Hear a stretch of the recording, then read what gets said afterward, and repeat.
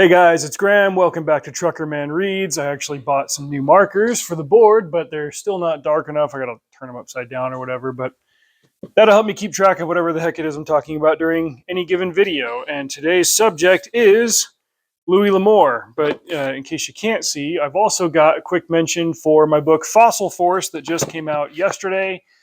Big thanks to the crew over at Raconteur Press who put it together. They were able to get it up to #1 in the children's sci-fi adventure category.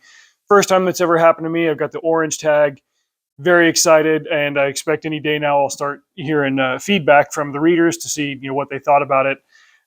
Not really like nervous or apprehensive. I've gotten feedback before. I'm just excited and a little bit anxious to hear what people's response to it is. So we'll see. But make sure to click the link down in the description to get your own copy of that. It's $5 on the Kindle and it's 15 in paperback. Total page count is about 232. And it's just, I'm so proud of this book, and I'm really glad that Raconteur decided to pick it up and that they're hyped about it. So if you've got a young reader in the home, especially a reluctant reader, a boy reader, like this is the book for them. It was written with that audience in mind. But as for Louis L'Amour, I've showed you guys this book before, Education of a Wandering Man. It's one of my top 10 all-time books in any genre. I've read through this a lot. I've dog-eared pages. I've underlined stuff. I've got a video on the channel about this one. You can check that out. But in the same vein as his autobiography, I've got these two gems that were introduced to me a couple of years ago by Brett Kane on the Ironside podcast. These are his Lost Treasures, Volume 1 and Volume 2. The Lost Treasures series was curated and put together by his son, Beau L'Amour. Louis L'Amour died in 1988, I believe it was. And the man was an absolute machine when it came to writing production. And a consequence of that is that at the end of his life, his widow and his son had to sort through, I think it was like 8,000 pages of stuff in his office and throughout the house to figure out what it was, whether it was complete, and what to do with it. And in the forewords to these two installments, he describes what that process was like.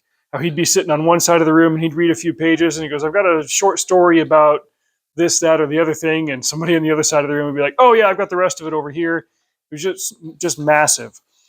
I think the main audience for these books are going to be, one, the diehard fans of L'Amour, and two, people that want to learn to write like L'Amour.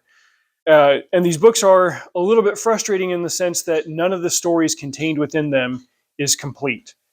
Sometimes you get multiple starts to a story that he never finished, and you get to see what the process looked like each time. Other times you get a film treatment. The longest one is about 17 chapters to a book that was, in here it was Ben Mallory was the name of it. It was an adventure story in Volume 2. Volume 2 was maybe not as exciting as Volume 1. I think Volume 1 had, in the aggregate, the greater amount of rewarding content to it.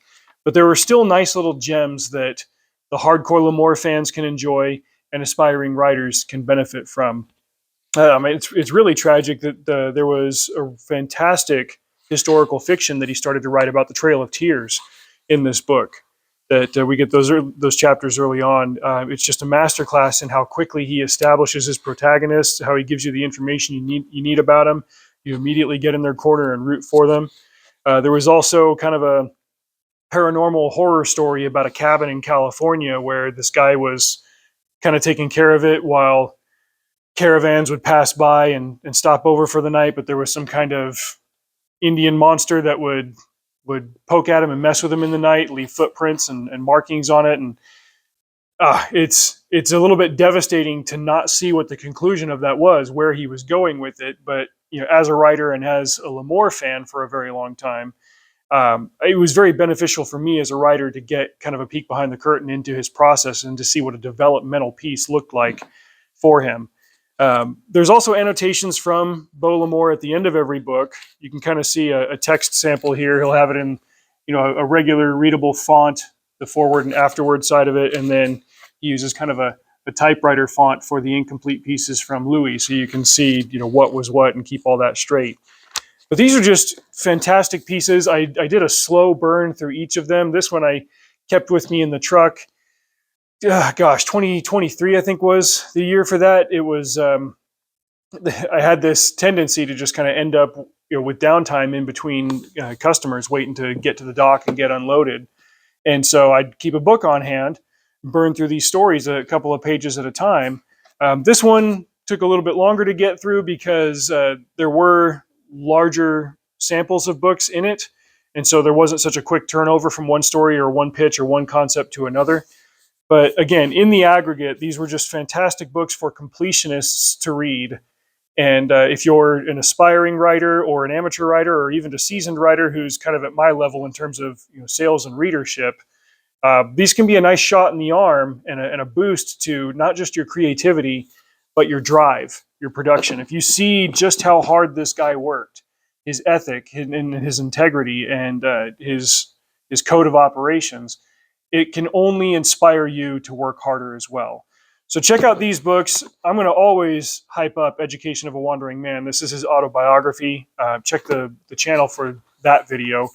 But also definitely check out these. If you've seen the title Lost Treasures Elsewhere, this is a line of reissued books that L'Amour wrote in his lifetime that are now republished with additional content at the end, kind of like a special edition DVD with bonus features and behind the scenes stuff. More annotations from Bo, more behind the scenes stuff about the creation of it. I've got a pre-Lost Treasures version of Last of the Breed, for example, but there is also a Lost Treasures edition of that, both in print and in audio. So Bo L'Amour is a bit like Christopher Tolkien in terms of preserving his father's legacy, making sure that the next couple of generations can still get into it, but also adding to it for those who still among us were there when the man was alive and publishing. He died when I was 4. I'm in my 40s now. So the contemporary readers of L'Amour are probably fewer than the new ones will be, but I still esteem the man to be the great American novelist, even if no single book of his was the great American novel. And seeing the behind the scenes of his process will kind of help to make that case for me. You'll see why I hold him in such high regard, not just for his ideas, but for his methods. So check those out. Thanks for watching. Once again, go pick up a copy of Fossil Force. Drive safe. See you out there.